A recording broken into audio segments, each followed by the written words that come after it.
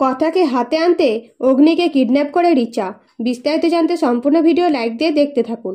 কথাকে ঠান্ডা লাগলে অগ্নি বলে জানলা বন্ধ করে দিতে। তখন কথা জানালা বন্ধ করতে গিয়ে প্রাকৃতিক সৌন্দর্য দৃশ্য দেখে জেগে জেগে স্বপ্ন দেখে যে অগ্নি সব অভিমান ভুলে কথার কাছাকাছি এসেছে।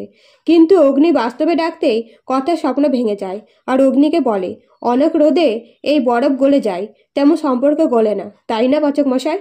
তখন অগ্নি বলে সব কথা মুখে বলা যায় না। এর পরের দিন সকালে কায়দা কানুন এসে কথা অগ্নিকে বলে তৈরি হতে, সবাই মিলে শপিং করতে যাবে। কিন্তু অগ্নি প্রথমে যেতে না চাইলে সকালে বাধ্য করে যেতে। এদিকে রিচার ভাড়া করা গুন্ডা রিচাকে জানায় কথারা শপিং করতে যাচ্ছে। শুধু তাই নয়, আসতে রাত হবে, তার যা করার এখন করে যান। অন্যদিকে সবাই রেডি হয়ে রিসেপশনের কাছে দাঁড়িয়ে থাকে প্রত্যয়ের জন্য, এবং প্রত্যয় ঋতু আসতেই যেই হোটেল থেকে বেরোতে যাবে সেই ছোটকা হাঁচি ফেললে কথা বলে মা আনন্দের সংকেত দিচ্ছে। প্রথমে প্রত্যয় দ্বারা দেরি করলো, তারপর আবার ছোটকা হাঁচি ফেললো। তখন অগ্নি বলে কিছু হবে না, কবিতা বলতে বলতে চল। এই বলে অগ্নিরা হোটেল থেকে বেরোতেই রিচা এসে উপস্থিত হয় হোটেলে, এবং কথা অগ্নির রুমে স্পিকার ক্যামেরা সেট করতে শুরু করে। তখনই কথা অগ্নি হোটেলে ফিরে আসে। কথা পাহাড়ে উঠতে গিয়ে পায়ে আঘাত পেয়েছে তাই।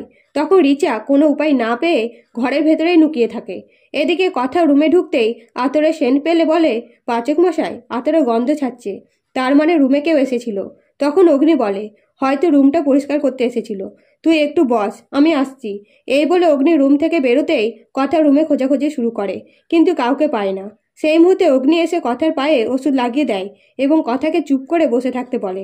এরই মধ্যে রিচা সুযোগ পেয়ে রুম থেকে বেরিয়ে পড়ে এবং স্পিকারের মাধ্যমে জানতে পারে অগ্নি ও কথা একসাথে বরফ পড়া দেখতে যাবে। রিচা সেই সুযোগেই অগ্নিকে কিডন্যাপ করবে বলে ঠিক করে। তো বন্ধুরা, নতুন নতুন আপডেট পেতে অবশ্যই চ্যানেলটিকে সাবস্ক্রাইব করে পাশে থাকবেন। ধন্যবাদ।